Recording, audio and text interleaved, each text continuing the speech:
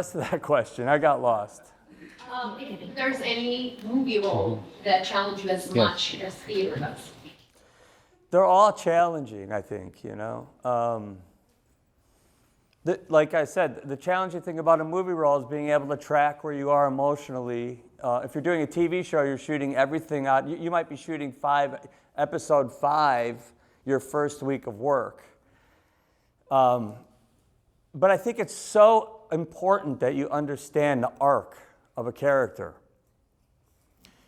It really, and what happens in television, I feel a lot when I'm watching television, is that arc is lost. And so it loses a kind of immediacy or an understanding that we are moving through this piece of material and it has a journey that's being made. And what happens on shows is it loses that sense of urgency, that sense that I'm going from this place to that place.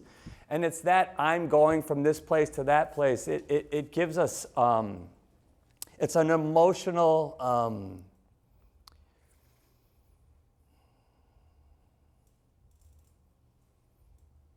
let me put it to you this way. The action is the feeling of a scene, okay? A character's action through a movie or television show is the feeling. It communicates something that the words aren't communicating. It's the desire of that character from beginning to end. I'm working on a TV show now, and I would say the overall action, the overall arc of that character is forgiveness. So if I know that I'm starting from a place that needs forgiving, whether for myself or someone I love, or for the world, I know that that is my track from beginning to end, and that is communicated if the actor knows it as the overall big idea, the theme of the piece. And if you don't know what that is, you're missing out on communicating something very, very, very important. But a lot of times, actors don't know what the overall theme or action of a piece is. And it's the same in every scene you do. But the great actors, the ones you're really compelled by, the ones you really feel something from, they know what that action is from beginning to end, whether they find it intrinsically, something instinctually, or they understand it because of understanding the work of that from what you learn in a place like this. So I'll give you an example. You're walking down the street and someone starts to approach you. You're already, just by feeling them approach you, are asking yourself, what do they want? You don't even have to think about it. Boom, it's there, instinctually. What do they want? It is so powerful, okay? We all are programmed to ask what do they want, whether in a conversation with somebody. This is a basic human thing. And if you understand that as an actor, you have a lot of power. What do they want? We're keyed into that. That's the feeling of a scene that transcends the language, transcends the action, transcends everything. It's working there all the time. It's so important, it's so subtle, but it's so powerful. All right, that's boring.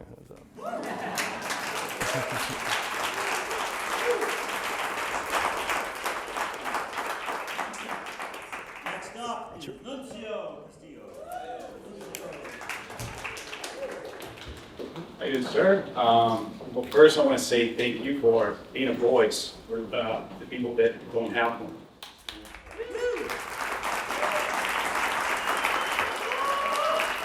Thank you.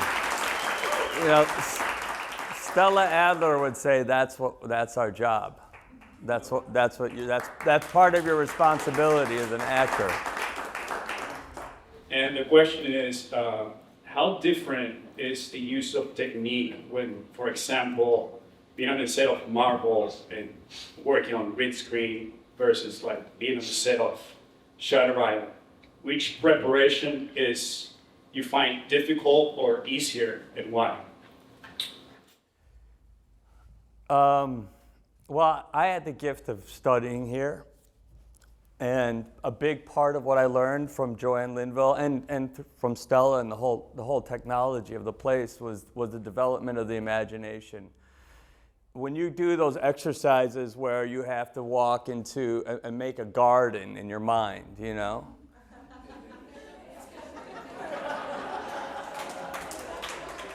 I mean, come on. You want me to what? Make a garden?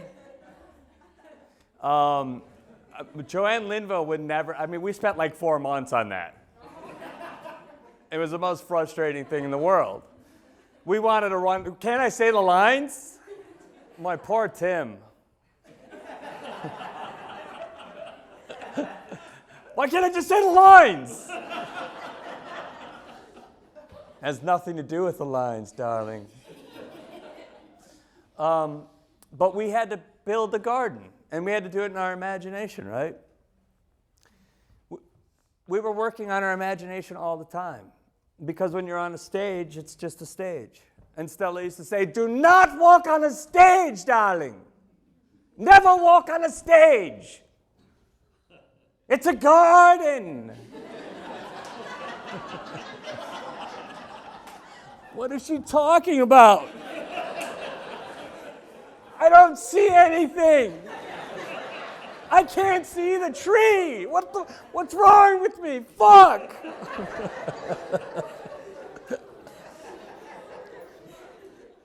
I'll never get it. What does she mean it takes 20 years to make an actor? But you do start to get it, you know?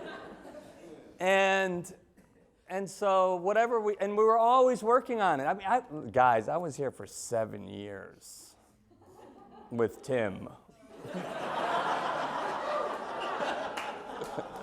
He's still here.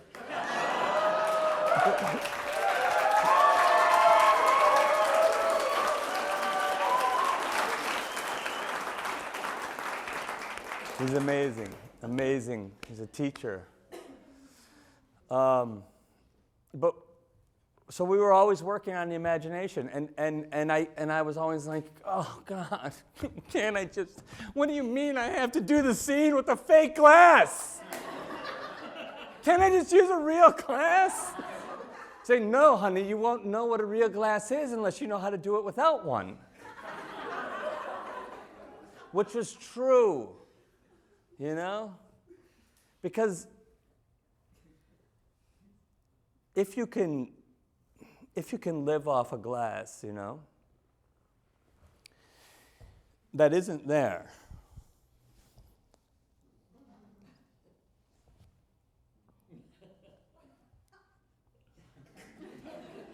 What is that?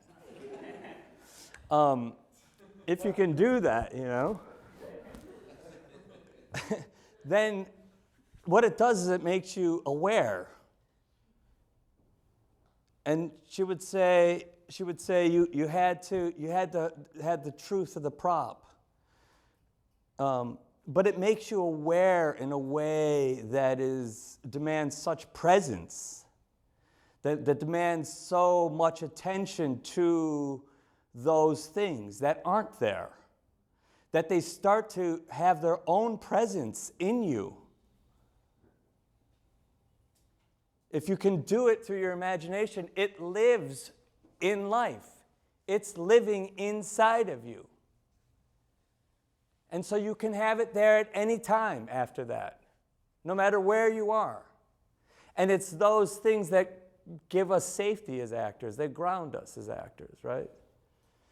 I'm totally lost. Can you help me along with that question? Yeah. Well, which? Oh, so Marvel. I remember you now. So for Marvel, it's a green screen. It's nothing, you know. Usually on a movie set, you walk in and everything's real, you know, or somewhat real, and it's easy. But now you're in Marvel, and it's a green screen. This is back in the day. Now you get to walk on the set more. But in the beginning, it was just a big green space. And all of that training, all of that old technology, meaning this is, I mean, Stella used to say, you're part of a 5,000-year-old tradition, darling. You're older than prostitution, darling. Well, maybe second. She didn't say that. She never said that. I made that up. But the truth is this has been developed. We've been developing this technology for 5,000 years since Gods and Monsters. This is it. We're the direct lineage from that period of time. And so we're using this ancient technology for the most modern, cutting-edge form of filmmaking. And so it was very, very helpful to me moving in from theater to film. And in that way, it was. Did that answer that? All right. You don't have to clap. Next up is Miles. Miles. Yes, Miles. Give it up for Miles. Thanks for being here, of course. Thanks for having me. My question is, you worked with a lot of acclaimed filmmakers over the years. Is there any specific piece of advice or direction that you've gotten from a director that has stayed true with you throughout?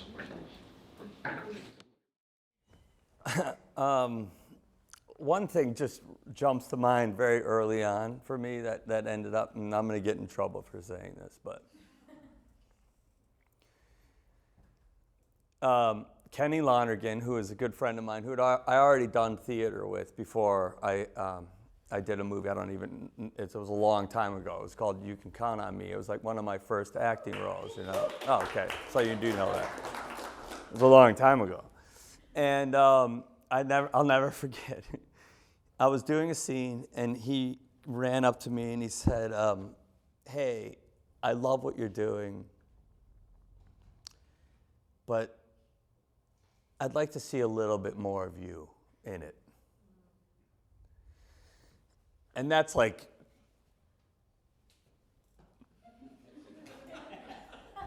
that's forbidden here.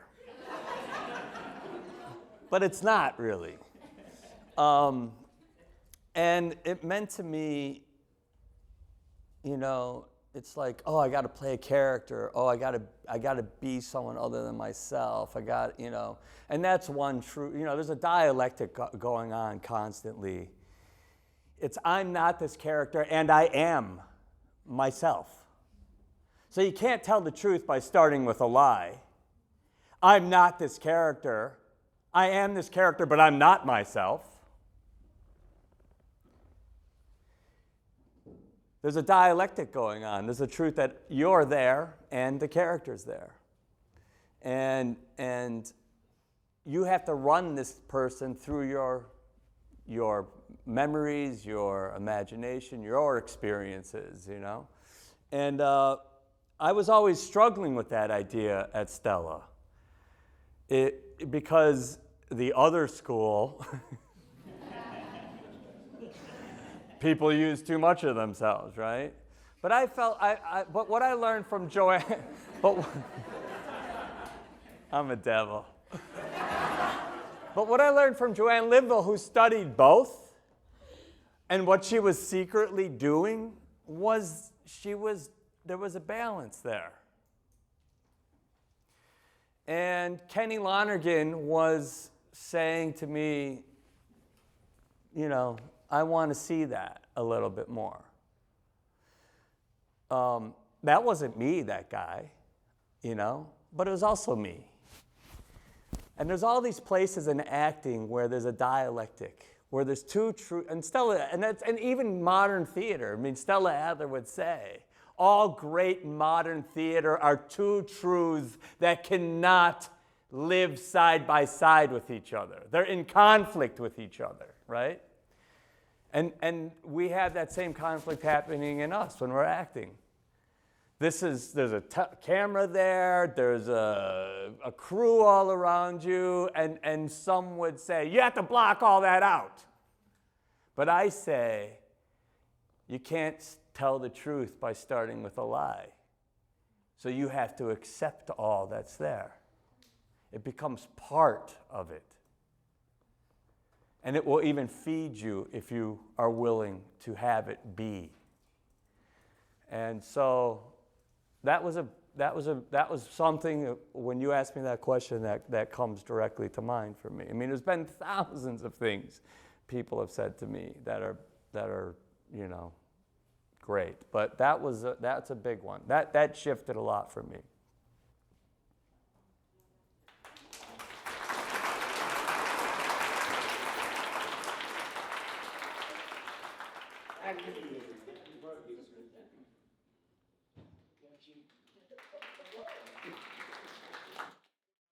I was wondering, have you ever made a really bold choice on character and been nervous? Never. Don't do that. No, sorry. No, it'd be fine. And maybe been nervous to bring it to set because it's such a bold choice, or you brought it to set and it didn't work, and the director maybe didn't agree with it. Yeah. And if so, what were those choices? Had this ever happen to you? Not yet. I want to hear that story. Yes, I think I have a hunchback in this scene. No,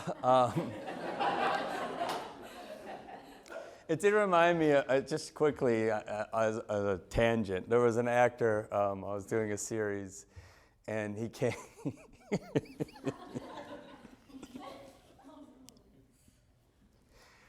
I love actors. Because, you want to make your mark, And you want to show your range. And you want to do something that is original. And so you might make a bold choice. And this guy's choice was that he had an affliction when he was a boy, and he had a limp. And it was a big limp.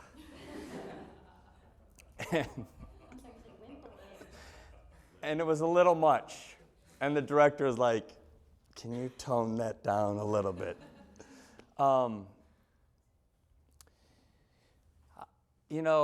As you're coming up, you're serving a certain place in a piece.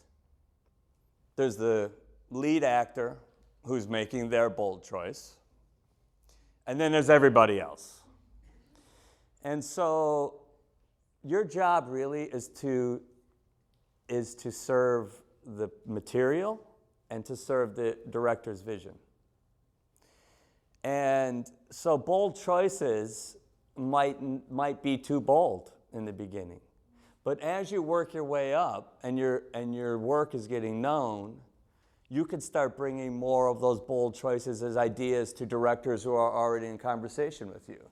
If you're the second or third or fourth lead, you'll speak to the director and you'll say, listen, I have this idea. And they'll be like, I don't know about that, or let's see it, I have a show right now called Task, and I showed up to do my costume fitting, and I'm like, I think he's like 40, 50 pounds heavier than me.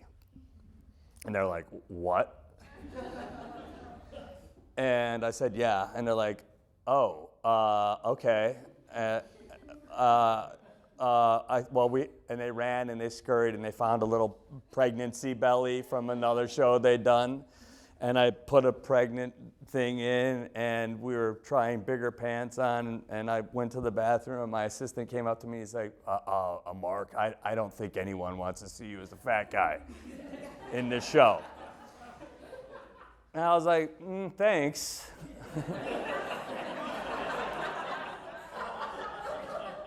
Appreciate the input. But then I came out for the screen test, and the producer was like, what? And HBO was like, what? No one had seen it like that, but I did. And so we did the screen test. I started moving around, and we did the first day of shooting. Everyone's really apprehensive, and even me. And certainly my assistant was like, what the fuck are you doing? But it was right. And then after that first day, they're like, oh my God, we love this. You know, this is right, you know?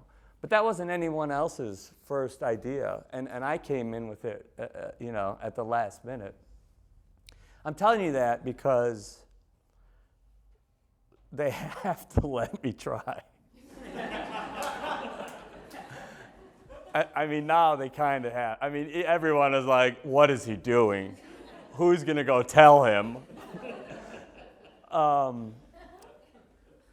And so as you get more, and it's, listen, you want to like stay in your range when it's early, you know. But you also, if you're going to do a bold choice, you do it in your audition, right? And they hire you for that bold choice. So there's no hard, fast rule to it. But if anyone says to you that's not going to work, and especially if it's your assistant, you at least give it a try. But when your director says it, you say, okay, I'll do what you want, you know? But the bold choices aren't necessarily the things that make you stand out. It's just how well you can live in a moment and how deep your inner life is.